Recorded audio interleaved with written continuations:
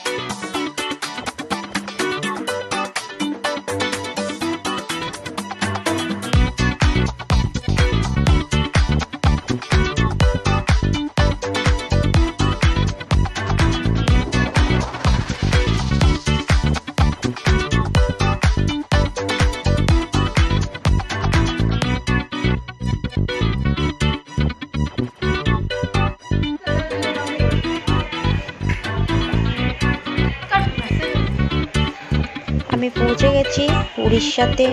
আমি এখানে পুরীতে আছি, এখন রুমের মধ্যে আছি। তো সবাই ভালো থাকবে, সুস্থ থাকবে। সবাইকে টাটা, লাভ ইউ।